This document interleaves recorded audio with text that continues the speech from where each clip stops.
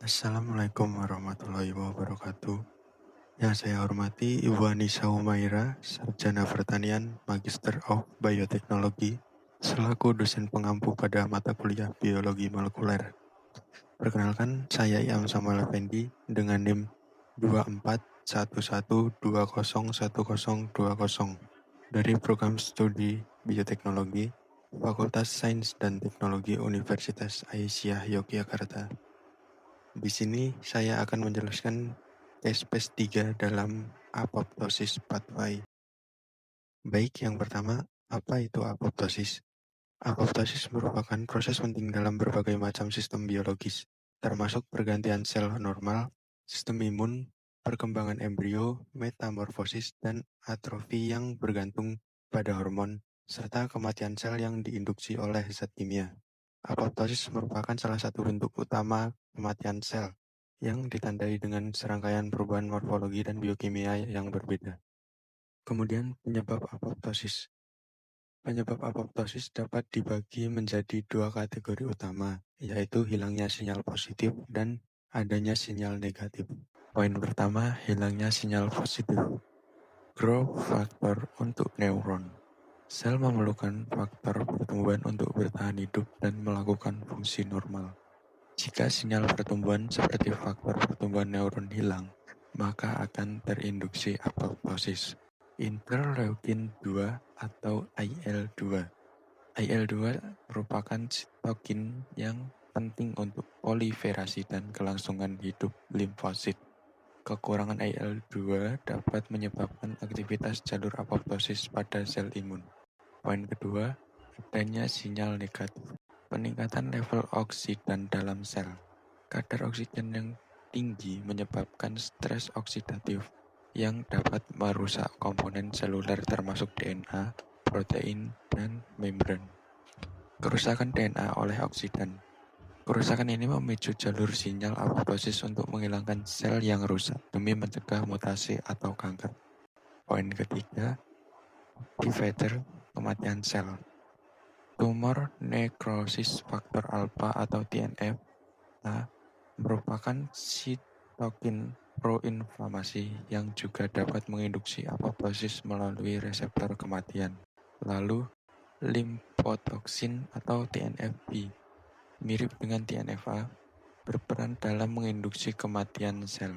Dan Fas ligand atau FASL, berikatan dengan reseptor Fas pada permukaan sel untuk memicu jalur apoptosis. Berikut adalah gambar proses intrinsik dan ekstrinsik pada proses apoptosis. Oke, next. Jalur intrinsik. Ligan kematian berikatan dengan reseptor kematian transmembran yang terdapat pada sel yang akan mati. Pengikatan ligan pada reseptor pada sel target memicu pengelompokan reseptor pada permukaan sel.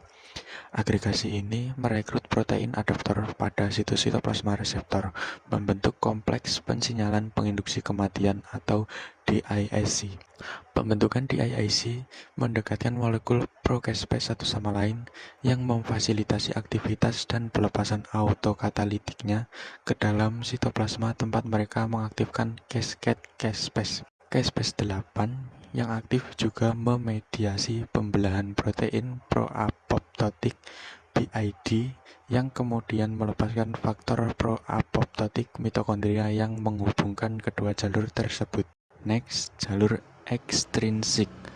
Pada jalur ekstrinsik, sinyal stres menyebabkan pengikatan protein sitoplasma BAX dan BID ke membran luar mitokondria. Protein mitokondria lain, BAK, berinteraksi dengan BAX dan BID yang menyebabkan pelepasan sitokrom C ke dalam sitosol. Protein ini berkaitan dengan APOP1 yang kemudian membentuk apotosom yang memicu aktivitas procaspase 9. Caspase 9 yang teraktivasi selanjutnya menginisiasi cascade caspase yang mengarah pada apoptosis. Oke, mari kita lanjut membahas protein yang dipilih. Jadi protein yang saya pilih adalah caspase 3. Caspase 3 merupakan anggota keluarga enzim caspase yang berperan sentral dalam proses apoptosis. Caspase 3 terutama terletak di tubulus yang rusak. utama juga ditemukan di beberapa sel glomerulus dan interstisial.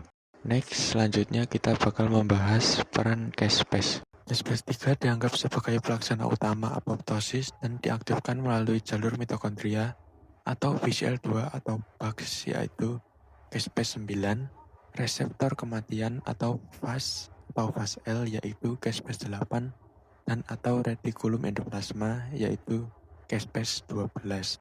Terakhir, regulasi caspase. Caspase 3 diaktifkan setelah procaspase 3 atau bentuk tidak aktif potong oleh caspase pemrakarsa, yaitu caspase 8 pada jalur ekstrinsik atau caspase 9 pada jalur intrinsik sebagai respon terhadap pemicu apoptosis seperti stres seluler, radiasi, toksin, atau ligan reseptor kematian.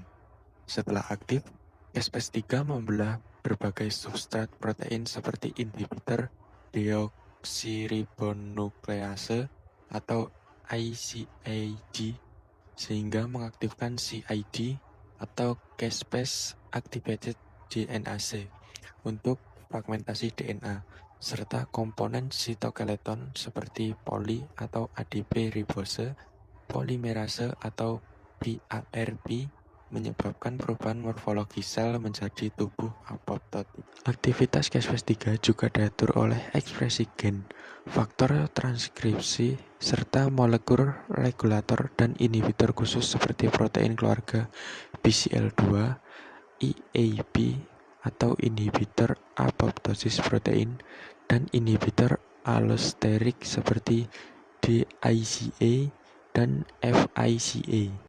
Oke, terima kasih. Itu tadi penjelasan tentang caspase 3 dalam apoptosis pathway. Mohon maaf jika ada kesalahan atau ada kurangnya. Sekian dari saya. Assalamualaikum warahmatullahi wabarakatuh.